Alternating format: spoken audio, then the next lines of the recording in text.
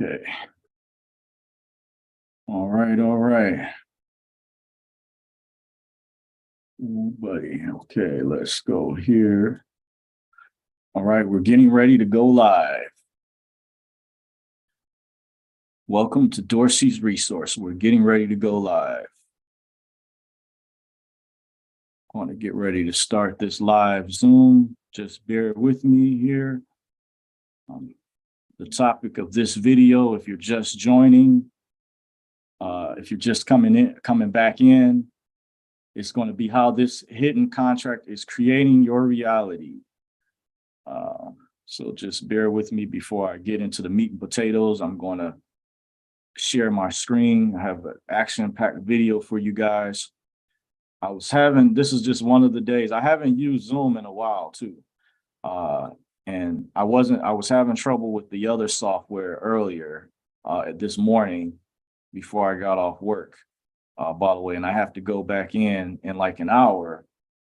So just wanted to give you guys a heads up.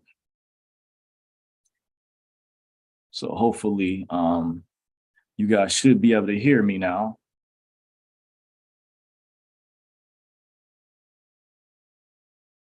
Okay, we're going to, it says started streaming 92 seconds ago. Okay. All right, we're going to share my screen. Welcome to Dorsey's Resource in case you're joining. You're just now catching me. I haven't given the disclaimer yet. Well, this is a re-upload. Thank you all for bearing with me. We had some technical difficulty, but I know they're straightened out. You guys should be able to hear me now. The topic of this video, once again, is called How This Hidden Contract is Creating Your Reality.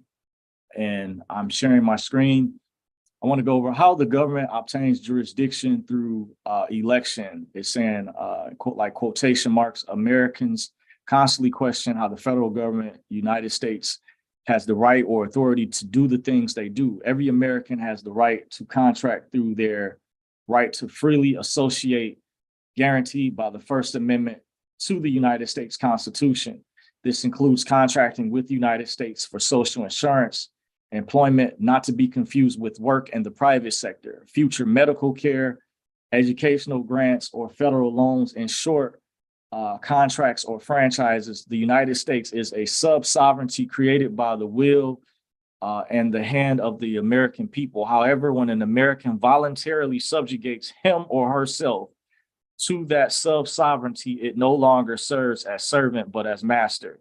A true sovereign does not require social insurance, employment, or any other handout originating from their servant government. However, once those franchises are freely contracted for, no infirmity can be claimed as the individual has voluntarily subjected him or herself freely through the power of a private contract with the United States. The situation is additionally exacerbated when a Union state citizen elects a federal domicile by claiming to be a U.S. citizen. The U.S. citizen election coupled with a federal franchise results in a practical total subjugation of property and rights to the United States. And I know some of you guys may be scratching your head like, what in the world is he reading? Like, what is this? And there's a play on the words as well. U.S. citizen is also synonymous with U.S. person. They have hidden very, very well. They don't want to disclose to you what the differences are. This document talks about non-citizen national and foreign national and non-statutory. Like there's different types of trusts. Like the difference between a living trust versus a non-statutory trust. They serve their purpose. And you have to understand when you're dealing with certain contracts, what certain things apply to certain situations. By the way, I'm going to go over this document. A lot of people think when you rescind, when you revoke, they think you don't have access to those amenities anymore. What's happening, this is the most critical, important thing, is you're removing your signature from what you unknowingly voluntarily contracted and these compelled benefit privileges. They compel you. Years ago, the journalist Barton Buttes, investigative journalist, when I read documents in the early 2000s, I have been studying this information officially since 2004. I had been knowing about this information since 2003. And Barton Butts mentioned years ago, there was other documents I read just referencing that they use subversion, subterfuge, and trickery when we enter into a lot of these different forms of contracts that we're dealing with. There's different types. There's invisible contracts. This document talks about, you scroll to the top as I was reading earlier, talks about quasi contracts.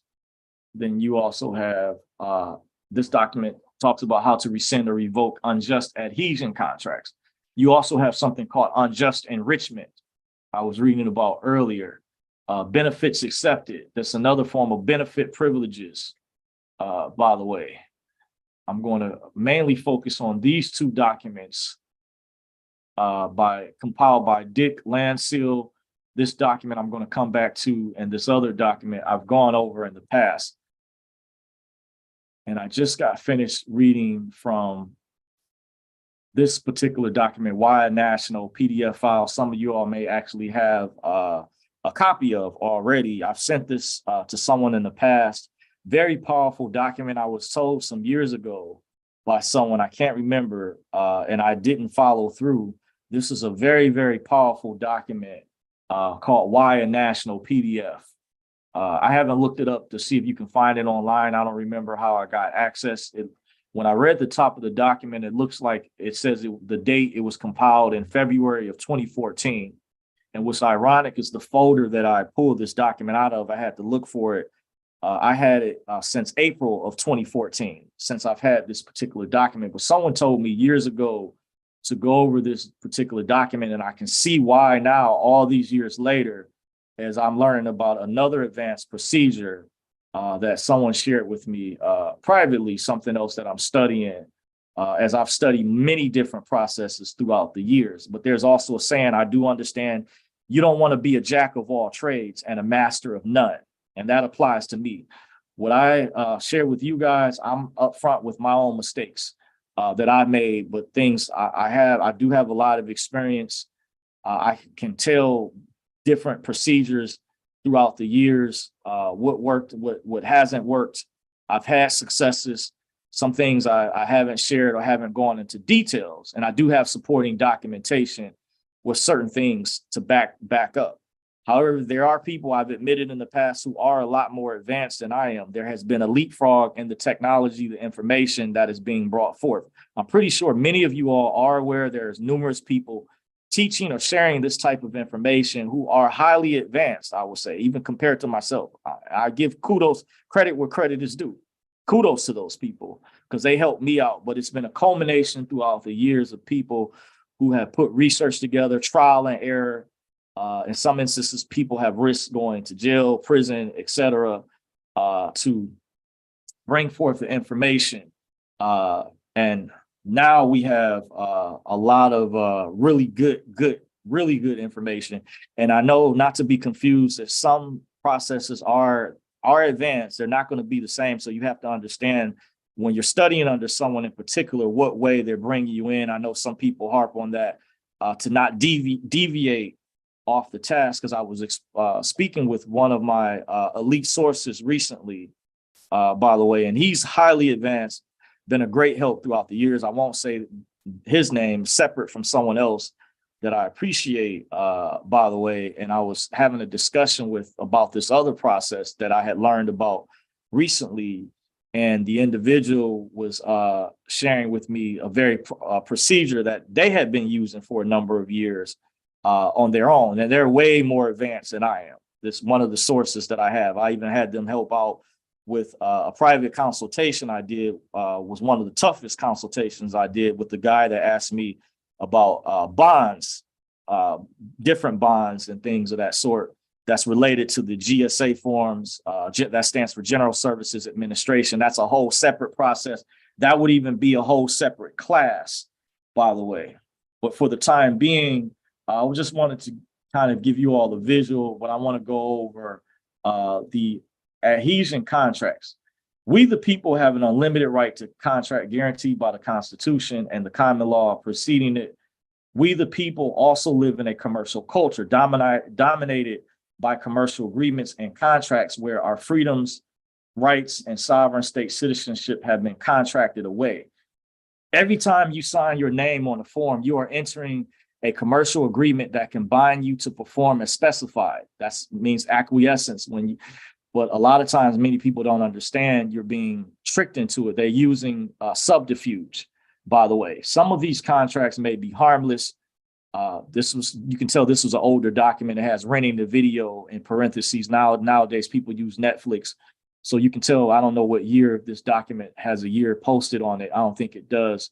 By the way, just so you know, I'm aware in real time, this is an older document I'm reading from, but it's still relevant to this day and modern day time that we're living in. It says, yet others may bind us in ways we do not fully comprehend. Long distance phone companies bind you to the law. Nowadays, the cell phone companies to the law of the District of Columbia. These are called adhesion contracts. Contracts must be voluntary in nature and fully disclosed to be enforceable. The parties must also be able to perform. Now, if I go back real quick to quasi-contracts, it says the term quasi-contract translated into plain English means as if a contract, something like a contract, and yet not one. This other document I'm reading from, I just want to jump over to, explains how they're using forms of subterfuge, trickery, and through to getting assumption, to gain assumptive jurisdiction over you. This is what they're using in the court system. This is why they use legalese. Look up the definition of legalese. It means it's been used to replace plain talk, plain English, so they have an advantage over you in the court system. Another thing that they've done, I was informed many years ago, they took Latin out the school system because the courts, so like one of the parent languages of the English language, when you understand Latin very well, a lot of older people that I talk to, when I've come across or shared this information with, they were more receptive to this information because they had Latin in the schools prior. Nowadays, a lot of people have been dumbed down through the educational system, especially if they have not been taught the right information, including myself, by the way, as I'm still learning new things because there's a play on the words. There's subterfuge, once again, there's trickery, there's deception, and that's what the investigative journalist many years ago, Barton Butts, talked about when he researched this very thoroughly and had inside sources and actually spoke with and met a former Secretary of Treasury, Paul O'Neill, at the time. By the way, now back to this document. So this is a definition of adhesion contract, a contract so heavily restrictive of one party. It has a U.S. citizen in parentheses while non-restrictive of the other, the government corporation, that doubts arise as to the voluntary nature of the contract, take it or leave it basis. Weaker party has no realistic choice as to its terms. Now, based on the time, I may not read this entire document. I'm going to jump down in advance. I'm going to scroll further down.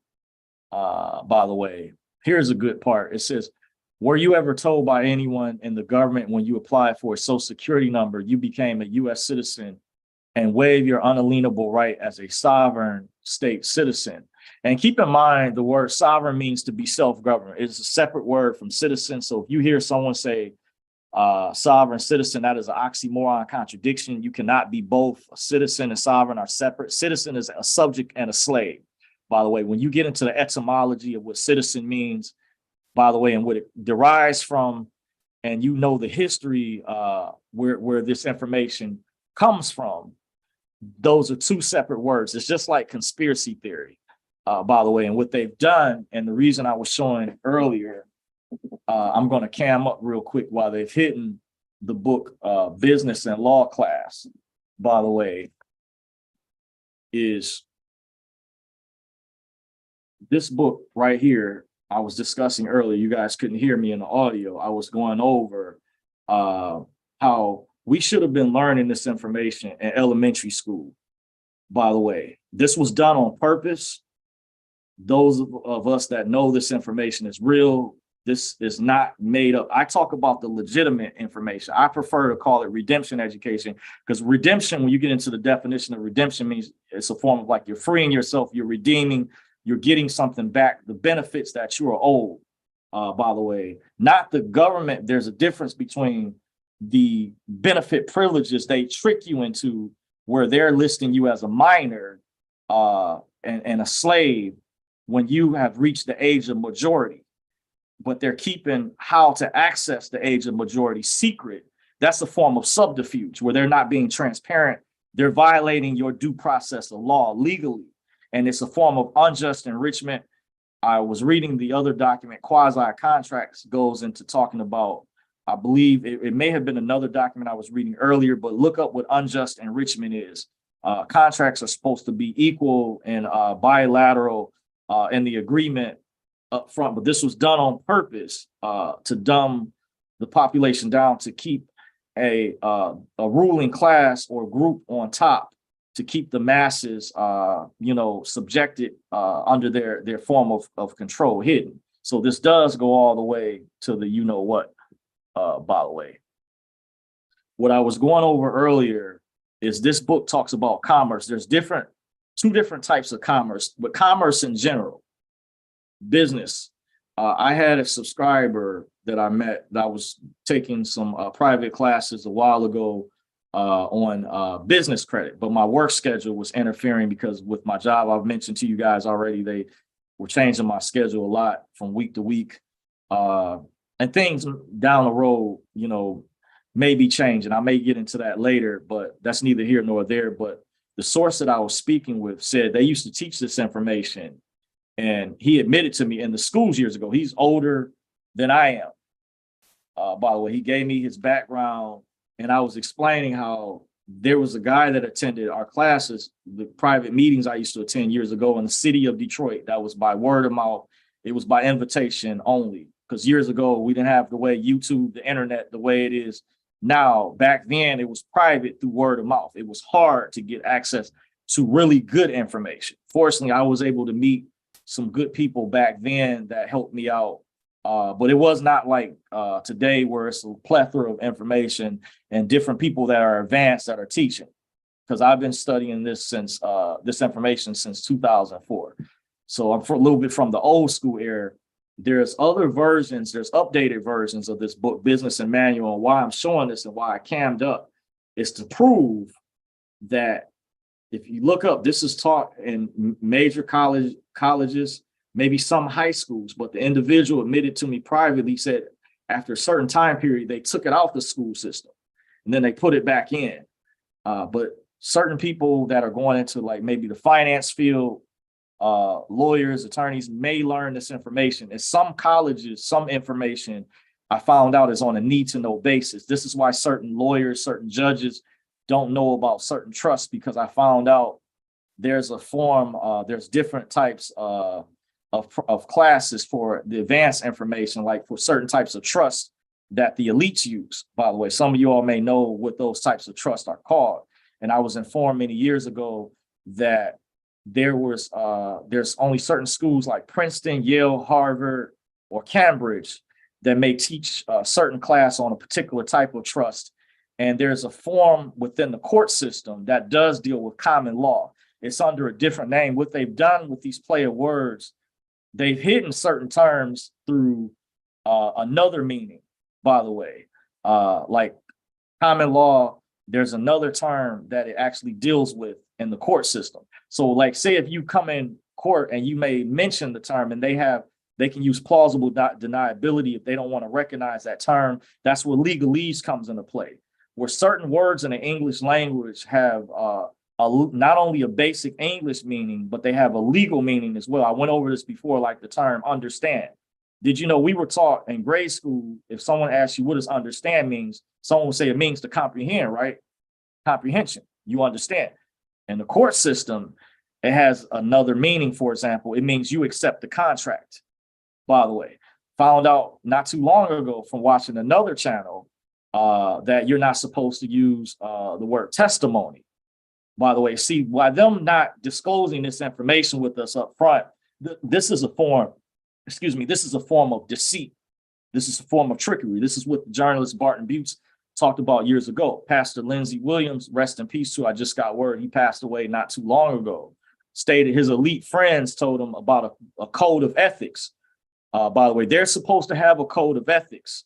So there's universal laws, spiritual laws that are being broken, because there's some that say, oh, Dorsey, you don't study hard enough, or you don't work hard enough to find information. No, at the same time, that's fraud that's being committed, and that's a form of unjust enrichment. That's why even within the regular public side, you have so much corruption and what is it called? Dereliction of duty, by the way, where these public officials are supposed to be trustees on behalf of the state, and they're actually supposed to protect the minors, and they're not doing that. They're using unjust enrichment, and you can sue them for breach of trust if you know how correctly. There's different ways to there's powerful, very powerful paperwork, and there's correct procedures to put proper liens and stuff like that as well on if you get to that level. But you have to be careful, because one group in Colorado went up against a very powerful group, and they weren't equipped. The guy that went by the name Judge Bruce Doucette, he was connected to those videos were removed some years ago called How to Exit the Matrix that were on YouTube, really powerful videos. And he went up against some very powerful public officials in that area and was not equipped. So, but there are people that are very well studied, that are good, that are equipped, just to give you guys an idea. But they hid this a lot of information that was related to redemption education. For example, I looked up later versions of this book. This is an older book from like maybe the 1970s. I discovered some years ago, this was given away. There was a bookstore downtown in the city where I discovered this book. I was perusing through, and I couldn't believe I saw a UCC financing statement, an older version, in this book. Because there was, if you guys remember, there was an agent on YouTube that came out some years ago. It was a woman, and her channel, I think, was shut down because she was caught grifting her own people, that she was basically trying to accuse people who teach this information of being sovereign citizens and this, that, and the other. It's no need to say the name of her channel, but many of you all may know who I'm talking about. And she would just make things up. And I would say, well, she would say the United States is not a corporation. Well, if you look up, you can do your own research, and there's parts of the internet has encyclopedias that are credible. If you look up Title 28, Section 3002, states the United States is a federal corporation, and also read subsection A, B, and C. By the way, there's documents that go more in depth, and there's other laws that are tied in with that. But for example, she was trying to make it seem like you could not file UCC financing statements. UCC financing statements are not something that's bogus. This is part of commerce. Well, wherever state you're in, you're notifying that particular state you have a vested interest in a particular property. That property could be a car, it could be a house, trust, and you're putting them on notice that you either have a public lien, and then there's forms of private liens. That's where the non-UCC comes at. There was a box at the bottom of an actual UCC financing statement. But throughout the years, certain gatekeepers have tried to make it seem like the average person or layman cannot file this paperwork, because what they're doing behind the scenes, they're tricking, they're fooling many of the general public into submitting or acquiescing to many of these adhesion contracts. So behind the scenes, like I found out from King Stevion's channel, big shout out to the great work he's doing, is how these companies, these jobs just over broke, are tapping into the treasury. By the way, like you're paying yourself, I found out some years ago from a private seminar I attended, out of your birth certificate, the administrator there said you're actually paying yourself. And he even mentioned something some years ago, how to go to your employer and ask for a higher rate. And once you find out that you were you're paying yourself, but there's things that they're doing because the jobs are acting as withholding agents, by the way, when you may not have given them permission. And separately, these other companies that you contracted with may have you listed behind the scenes as a minor, and they're tapping into your treasury account or using your QSIP, by the way, which QSIP is an acronym for Committee on Uniform Securities Identification Procedures, or identifying the principal, by the way, which your in lingus, your straw name in the court system is called in lingus. if you say straw man in the court system, the judge can use what's called plausible deniability. Even lawyers, where they can legally act like they don't know what you're talking about. See, I'm proving to you how it's been set up on purpose to be deceptive, to be a form of trickery. This is what the investigative journalist I read documents years ago, Barton Butts, talked about. By the way, you go back, and if he still has material out there, some of you all who've been in this information for a while know who I'm talking about. Some of you all are veterans, by the way, and I do understand someone tried to poo-poo Barton Butts just because he went to jail some years ago. But a lot of those older Patriot rules were pioneers in the early research that brought us to where we are today. Even Eon talked about this. I remember Eon was under the name Brett Jones and said, you won't understand where we're at now unless you go back to the basics, by the way. You know, if you want to find the path to freedom, you have to go back to the basics. And that's what my sensei would train me in martial arts. You got to get the basics down. So you need the fundamentals, or you might not have the strength to stay in that stance. Your conditioning, your exercise, your training, your bones aren't strong enough.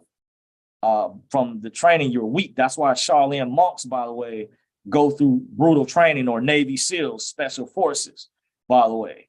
This is why I go back. If you want to know, I talk a lot on my channel about the basics, and I talked about the contract. I was one of the first to discuss removing these particular adhesion contracts. So this book has a class. It's generally called Secure Transactions. It talks about UCC financing statements. There's another chapter that's called Commercial Paper that deals with negotiable instruments. You guys are familiar with, like bills of exchanges, private money, private issue money orders. What are some, there's other types of bonds or bonded promissory notes, things of that, site drafts. Those are, and there's actually examples. There's a chapter in this book, by the way. There's updated versions of this book. See, so I'm proving to you they've hidden commerce from us. And there's two main types of commerce. This is a business form of commerce, but there's another form of commerce that deals with banking. That's private, because I just discovered recently some powerful information from a powerful group that's out there, by the way, that we have not been using the banks correctly, by the way, that are actually supposed to act as transfer agents. And that's part of their using deception and trickery, hiding the real information when they were supposed to be transparent. When you go looking for the information, that's what's made it difficult for people to free themselves, because a lot of the information, even when you get to a certain level, even in your vocabulary, your level of knowledge, they're hiding certain terms, certain words, certain methods or procedures, like dealing with a remittance transfer, things of that sort.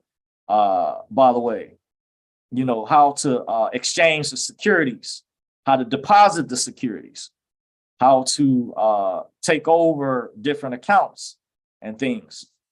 So now a lot of the information is all coming together. So this book talked about chapter I'm gonna go over once again, and then I'm gonna go over the document to remove yourself. And just because if you rescind these contracts doesn't mean it'll take away. A lot of people have this notion that you won't have access to the benefits or that you had access to before. That's not true.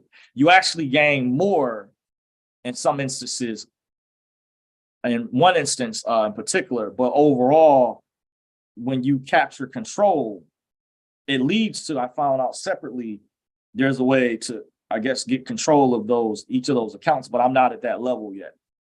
But I do know, I knew about speaking to someone who mentioned to me about the difference between a process that they did versus what someone else did. And they mentioned the other party did put a lien over the estate, where the process they did, they had it reflect on the record. So things connected together. So things are coming together. There's a chapter on secure transactions that deals with UCC financing statements. There's another chapter in this book that talks about commercial paper that deals with negotiable instruments. There's another chapter that talks about DBAs, fictitious names, copyrights, trademarks. You know what that chapter is called? Generally, most of these books, it'll be called intellectual property. It's another chapter. Once you take over these accounts in the correct way. There's even a chapter in one of the updated books I saw, holder in due course. I saw that years ago, and I used to think, what is a holder in due course? That's once you put the state on notice, you have a vested interest, you may have ran something in the legal news, the newspaper, you have the certificate to prove ownership, other things you have done. You're the holder in due course. By the way, you've captured the securities outright completely. You are the holder in due course. This book talks about that. You see, so they're hiding, so it would behoove you to look this book up, by the way. So I got a message in, okay, I thought it was from, I had a subscriber that sometimes watches me in live time. So I'm going to get back. I just want the cam up and show you guys that real quick. So I'm going to go back to sharing my screen and go over the hidden contracts. Okay. Let's go. It says, did anyone ever, it's okay. This part says, did anyone ever fully or honestly disclose the intent of the state motor vehicle codes when you applied for and received your driver's license? ? Were you aware that the driver's license and vehicle registration laws are occupation taxes for commercial drivers, truck drivers, taxis, and chauffeurs? Someone asked me recently, was a previous video I had done where they talked about they had a commercial driver's license. And I meant to go into that even as a regular driver, if you don't drive for a trucking company, like, you have different categories like CDL, they actually are listing you illegally, criminally, as doing interstate commerce. And that's why they use these terms. Cargo are code words I learned from someone else, another source. Like car is cargo. Vehicle deals with vessel. Look up Title IX of the United States Code. When they're moving vehicle, there was a sister I was helping out some years ago, rest in peace, to her son got caught up on a gun charge in Virginia. And she told the judge at the time, she told me this over the phone, that she told the judge, I have power of attorney over him. And the judge, I've told this story before, by the way, the judge told her, said, ship failed, like a ship, a vessel. And I said, oh, they're using, I was taught this many years ago, big shout out to Del Rico that taught me how they use Title IX of the United States Code that deals with vessel of the United States. That's the res, R-E-S, look up res in Latin. Look up in the Black's Law Dictionary the term res. The Black's Law Dictionary just simply helps you understand the terms, the terminology better, the trickery that you're uncovering, but understand you don't want to contract. You want to stay as much as possible away from contracting with an attorney. When you hire an attorney, they're claiming durable power of attorney over you. This is one of the ways and they ask you for your social security number, which is a form of the mark of the beast, according to United States Code Title 42666, that deals with this, connected to the child support law. By the way, big shout out to Jonah Bay. Back in 2014, I recorded the seminar he did in Farmington Hills, Michigan, by the way, where he went over that. And I've heard someone who I was speaking with shared that with me recently. They have things coded within the laws. So the driver's license and vehicle registration are also voluntary contracts to become subject. And another thing, the voter registration is connected to the driver's license. I know you guys hear me harp on that a lot. A lot of people need to terminate their voter registration. The sister that woke me up back in 2004, that's the first thing I did, by the way. Back then, she recommended, and she told us, don't be an organ donor as well. Now, I don't understand. I want to give this disclaimer. I know some people may have medical conditions or things. Understand that is another form. It's an adhesion contract connected to the driver's license. To be more specific, the voter registration and being an organ donor are adhesion contracts, by the way. And the driver's license is a form of a credit card. I hear they're making millions of dollars. Why are you not getting access behind the scenes? And once you allegedly do an account takeover, wherever that account is associated with, I had a guy told me he put his driver's license in a credit card machine and actually read it. And I saw when I was at the bank some years ago, a couple years before the pandemic, I saw where the teller swiped my driver's license at the time uh, when I was at the bank. And I always wondered, because I saw what the strip was on there for. But I hear the driver's license even doubles back as a secret credit card. And I remember when the TDA movement broke out in 2017, there was a group that was trying to figure out how to access the private side, because that I was informed recently, that's an account that can be taken over. But there's forms of, these are adhesion contracts. They're using trickery. They also are tying in specifically, once again, the voter registration. You want to go to your local Department of Elections. This is uniform with every state. According to California Election Code, Section 22 states the registration of a voter is permanent for all purposes during his or her lifetime. Look up California Election Code, Section 22. This is what Paula used to state many years ago. I guess this is uniform with every state because of the treaties they have connected to the driver's license. So it should be uniform in every state. She would mention California Election Code, Section 22 states the registration of a voter is permanent for all purposes during his or her lifetime until canceled. Similar to Minnesota court rule, why you can use Minnesota court rule. She said this the first thing, and she mentioned a friend of mine reminded me that when she gave her testimony, she was part of the Nubian Nation of Moors at the time. A friend of mine had shared that she used to be a Detroit police officer at one time, and they used to teach people or train them how to deal with what she used at the time, the terminology sovereign citizen. As she was explaining this, and I guess they stopped teaching that for whatever reason, or training them, she said. And she told us, she said, that's the first thing you need to do is cancel, get rid of your voter registration. A lot of people that I talk to still, and that's one of the ways, is pulling you in territorial jurisdiction. They're using something else that's important too. When the police, if they pull you over and they ask you certain questions, there's other adhesion contracts. And she also told us, once again, don't be an organ donor. Another thing you heard about, they would steal certain people's organs anyway, with some of these kids who were murdered, by the way. But she told us that is a form. And like I said, if you do have a medical condition, I did speak to a subscriber out of Texas. Big shout out to, he shared that with me privately. I remember his name, but I won't say. He did tell me at one time he eventually got rid of it, but he needed a kidney transplant at the time. So he was an organ donor at the time, but I think he still had terminated his voter registration. But then he came back and he eventually got rid of his organ donor after he received his kidney transplant. But one of the things we learned is those are other types of contracts that can be leaned up. That's what Jonah Bey talked about some years ago, to give you guys a jewel, before he developed his injunction process, which is another form of a do not detain process. He talked about filing a non-UCC. That's a form of a private lien under Article 9 of the Uniform Commercial Code. He would tell us, read Article 9. You have Article 9 of the Uniform Commercial Code. He said great works have been done on a non-UCC, and it's actually on a UCC 1 financing statement. UCC is an acronym for Uniform Commercial Code. You look at some of the older forms, even with the newer upgraded forms, there should be a box at the bottom. It will say non-UCC, which means it's a form of a private lien, and that's filed in the county as well. But it depends on what process you're using and how you're coming in. So I don't want to get you confused. Certain processes may apply to different procedures.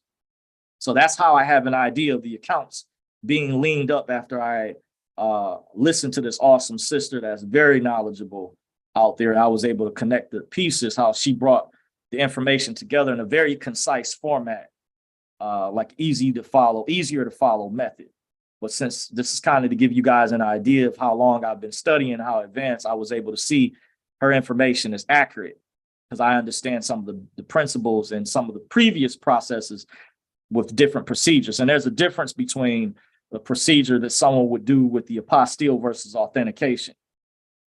That way, those are two different procedures. So just wanted to give you guys a jewel right there. I'm not going to harp on that. So it's a lot of good information. So I'm going down to this section. It says you also unknowingly agreed to transfer the lawful MSO, that's a manufacturer certificate of origin of your vehicle, to the state when it was purchased from the original dealer at a traffic stop, when a police officer asks you for your driver's license, vehicle registration, and proof of financial responsibility. They're asking for you to provide evidence to indicate that you've entered into a contract with the state, so you're within their jurisdiction. It says, if you are a resident of the state, then you're required to have a state issued driver's license. If you're operating a motor vehicle, then registration, plates, and insurance are required. If you present any of this evidence, then the presumption stands that you are subject to the motor vehicle code. You have just indicated yourself and the police officer is witness to it. If you have violated one of the motor vehicle codes, he/she has the authority to issue a citation for breach of contract or civil or infraction. I'm just putting in civil infraction. Likewise, in theory, as a sovereign state citizen, you wouldn't admit to being a resident of any of the 50 states, because they also use your address as well, the post office. And this document, I think it's this document, the other document gets into that as well. I may not be able to get to the whole entire document. Let me see, I'm going to scroll down. I'm going to jump ahead a little bit. As you see, this section says to have a valid contract, there must be a valid offer of acceptance and valuable consideration, two or more parties involved. Okay, won't go over that. It says adhesion contracts do not bind the citizen to a commercial contract. Without the 6 elements of a valid contract, none exist. So this looks like I'm not sure if that's a representation of case law. It says PL, that stands public law number 95-147. So you can look up, maybe if you type that in on the internet, that'll pull up the particular case law where that quote is in reference to. It says U.S. citizens are bound by many adhesion contracts, including voter registration, also marriage contract and business license and corporation papers. That stands for beautician license, barber license, gun registration, concealed carry license. I'm just filling in the dots for you. Selective service registration, postal addresses, bank accounts and credit cards, tax returns, social security numbers. These are all benefit privileges. These are also referred to as invisible contracts. It says, here are a few examples of the hidden nature of these contracts and how they impact your freedom of life. Okay, I went over that already with the voter registration. Another thing about voter registration, there's a difference between registration and recording. I don't hear a lot of people talk about this, but you have a right to record. Like I had a friend years ago, I told him you could do an affidavit vote, because that's one of the things we learned years ago if you wanted to vote. By the way, because they say it's the electors that choose to decide who becomes the president, by the way, which they have more power than the delegates and super delegates. By the way, and this delegates and super delegates have more power than just the regular voters. So there's like a tier system. People have their eyeglasses on and paying attention to. But a friend of mine told me he was successful and he did an affidavit vote. So that will be a form of recording, which is different. Registration is public. Remember, there's 2 different jurisdictions. There's statutory and then there's non-statutory. Non-statutory is private. Statutory is public. That deals with the codes, the statutes. Let me see once again. Yep, the codes are also, remember, the codes are copywritten, by the way. So they don't tell you, they don't disclose registration is something that's public. That's why they always want people to be registered. Registration, they want you to register. Think about the term registration, register your car, register this, register. No, recording is more private. You want to record. You don't want to register. You want to record. It says another, I'm just going to jump down to, okay, did I cover that thoroughly enough? Okay, I'm going to read this. Voter registration is an unrevealed private contract obligating the voter or resident to pay municipal, county, and state bonds via the property tax. Says trustee fund fees in parentheses and a state income tax. Voters have also unknowingly given their power of attorney to the state. There is a difference between voters and electors. Electors are not bound to a contract or a political party. Electors are sovereign state citizens with a loyal property in any state. Okay, a marriage license is an unrevealed private contract with the state, who is a legal third party to your marriage wherein they have control over the product, the children, or the disbursement of community property. Because I was informed by one of my private sources, many states are community property states, meaning if one of the spouses, I'm gonna sum it up, gets in trouble, then it can pull the other one in jurisdiction or trouble as well. A friend of mine who was from Maryland explained that a similar situation of someone he knew that was married where her husband committed a crime and they were trying to bring the wife or make the wife responsible for the crime that was committed. through a form of a civil suit. So marriage is when two corporations merge. When they merge, both straw corporations, both N linguses merge into a new form of an N lingus that the state controls, by the way. And husband is a term for house bond. Husband, house bond. By the way, it's a play on the words. Husband is house bond. The state gets the power to take away your children if they deem it necessary for any reason. Do you want the government in your bed telling you how to raise your children? It says the doctrine of parents patriae gives the state supremacy over parental rights. Okay, next contract, business licenses. Negate your common law right to work in the profession and skill of your choice or talent. Do you need permission from the government to go to the bathroom to free yourself from permission to contract when you have the unalienable right to contract? This talks about incorporation, nonprofit, selective service registration is for U.S. citizens. You guys know about that. That's where young men, if they become of age, turn 18, that deals with the military. Become a certain age. They never told you when they have you still listed as a minor when you reach the age of majority, when we should have been taking over or capturing these accounts or removing ourselves to have full control, these different adhesion contracts. So rescission won't take away what some people think that you're entitled to, that you as a beneficiary. Postal addresses utilizing zip codes, 2-digit abbreviations for state. Yes, that pulls you in. I like what the one brother out there that's teaching that talks about rural free delivery. He's on point. He's razor sharp. Big shout out to the brother out there. Some of you all may know who has that method. I had planned on when a while ago, I had reached out to, I had commented on one of his videos. I did plan on setting up a consultation down the road or even have some procedures done. I like different methods to correct some of the things I've done in the past to recorrect, or, you want to make yourself even more bulletproof. You want to upgrade the advanced levels that you're already at. One may want to add on additional protection. And, there's even more advanced forms of bulletproof vests that are out as an analogy.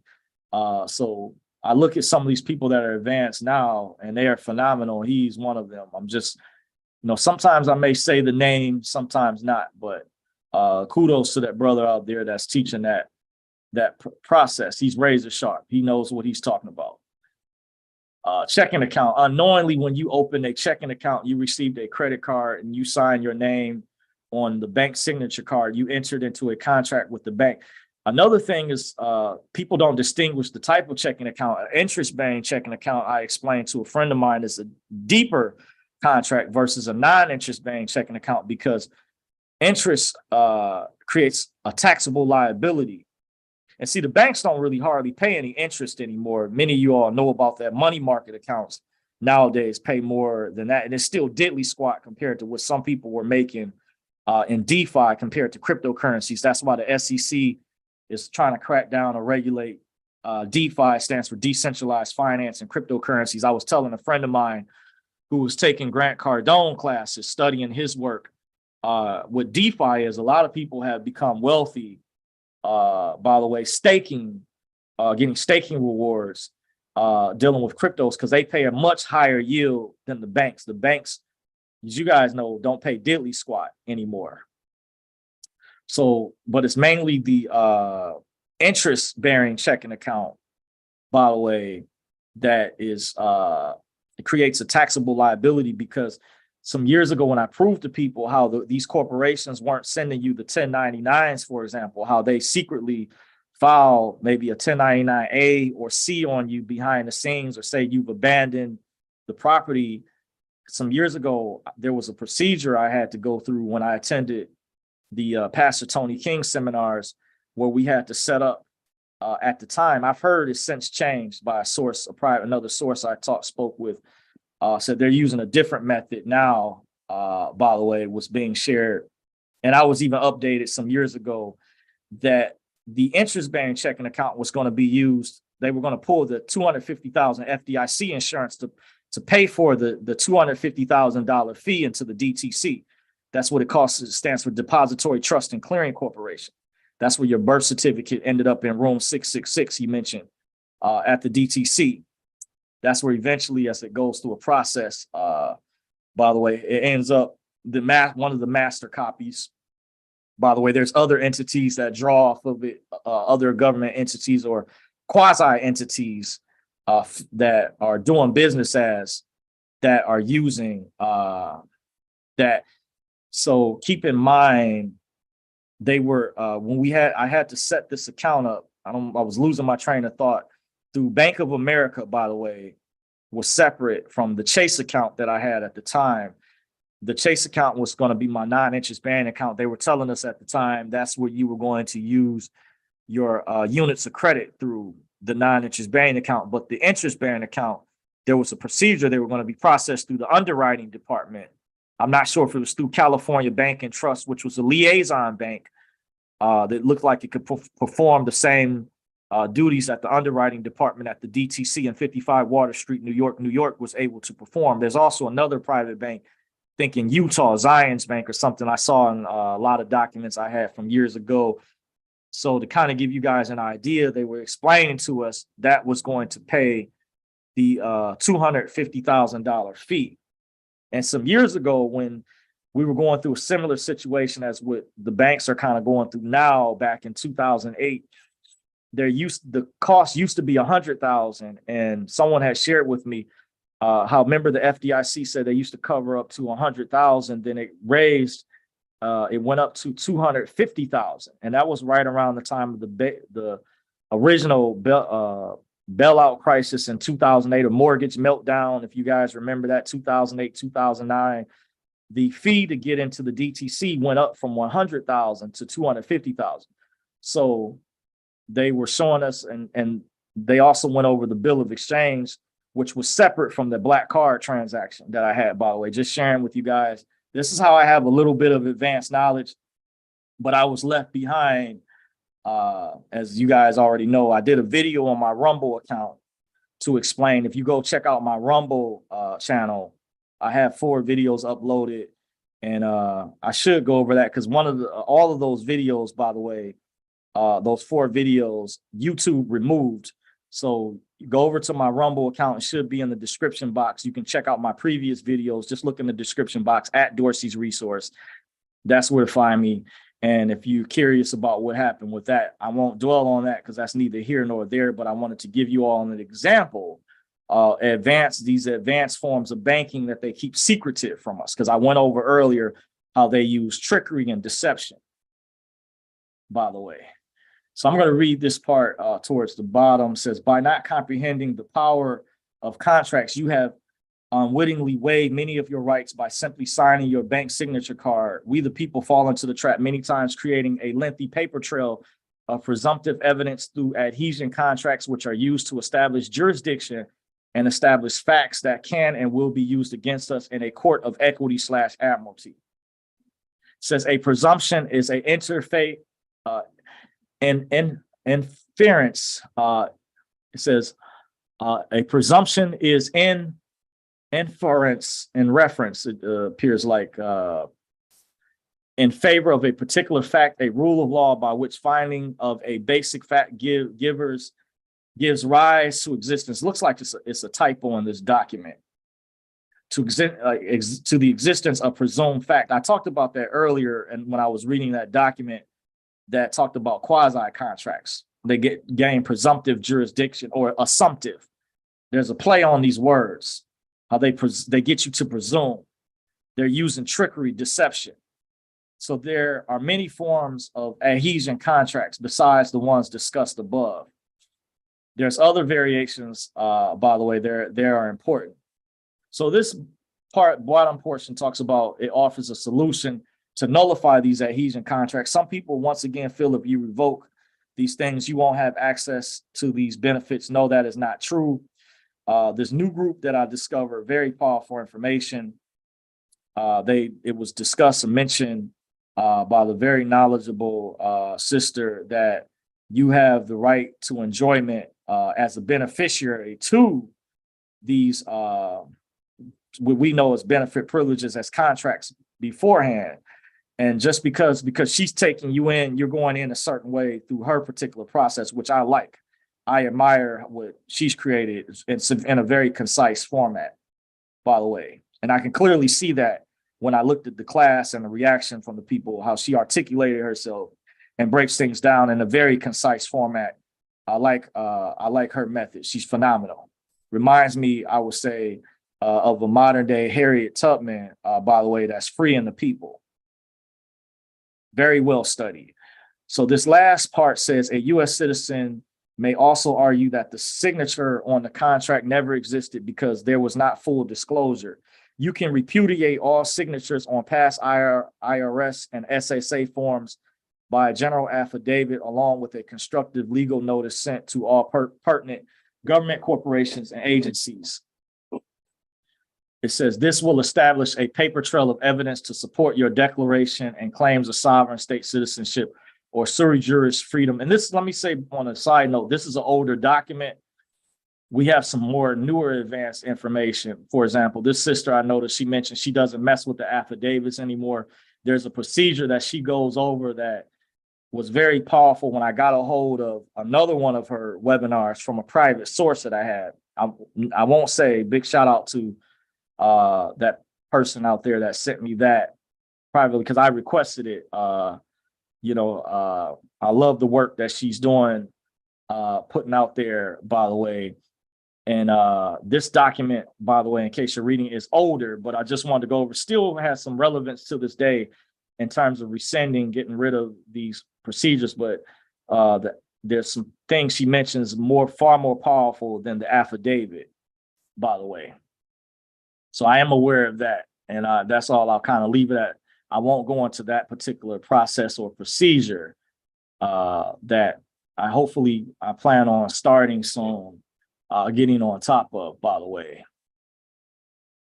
And that concludes this particular document. I'm kind of going through a rundown because I'm going to get ready to shut this video down in a little bit. Let me see how many, if a certain number of people says that 10 are watching in the chat. So GG Greatness says, hello, Mr. Dorsey. I can hear you loud and clear. GG Greatness says, how do you find out about redemption classes and where can I find them? Shoot me an email because I don't want to say publicly on here on YouTube because YouTube is real public. She's a private. She harps on being private, by the way, out of respect. I appreciate the original individual that said originally, by the way, I won't go into the details, but they had to get permission, this individual, for me to get access to some information. And I asked for some further study material. And that's all I'll kind of leave it at. And then I have another source out there separately from this other person. Names I won't say, that they didn't even know who I was talking about, someone else, because I have people I stay in touch with who are part of different groups or went through different processes. I had subscribers I even had a consultation with that went through a different procedure and called me up because, a lot of people are in multiple groups. So if you shoot me an email, Gigi, I can go over that privately. If you would like to know, I wouldn't mind sharing that sister's group and the phenomenal work they're doing over there. James Way says, nice to see you again, sir. Thank you, James Way. So Gigi says, how do you even come to find out about redemption classes and all of what you are teaching us? By the way, I'm simply, just keep in mind, these are my opinions. I did give a disclaimer, by the way, that these are simply my opinions on the said topic. So just want you to know. So the other information that you inquired about, you check the description box of my video. You can go back even to my previous videos if it doesn't upload on this channel, and I can gladly share that information to you. But I just don't want to say on here the name of that particular group out of respect for their privacy and the phenomenal work that that sister is doing. And it appears as though her nephew as well, and the other contributors, the notaries, the moderators, and the people over there who are contributing. They are absolutely phenomenal group. I discovered, by the way. Dollar Bill says, Brother Dorsey, what would you consider a large amount of foreign currency? By the way, I'm not sure what particular type of foreign currency you're talking about, but I couldn't make that would get into legal advice potentially. And I would just suggest if you want to know if those type of personal questions, then you may want to set up a consultation with me, and I can share with you what I would suggest, what my opinions are on that. And I'll leave it at that, by the way. So I'm going to go to this other document, by the way. And actually, I'm going to probably come back. There's going to be a continuation. For the time being, I'm going to shut this video down, by the way, because I have to get ready to head in. But I wanted to go over, once again, the topic of this particular video was how this hidden contract is creating your reality. I wanted to go over that series again, dealing with invisible contracts. They're also referred to as adhesion contracts and benefit privileges. So I want to thank you guys for watching. If you are still watching, don't forget to thumbs up the video, like, comment, rate, share, and subscribe. Until next time, you guys have a blessed one. Take care.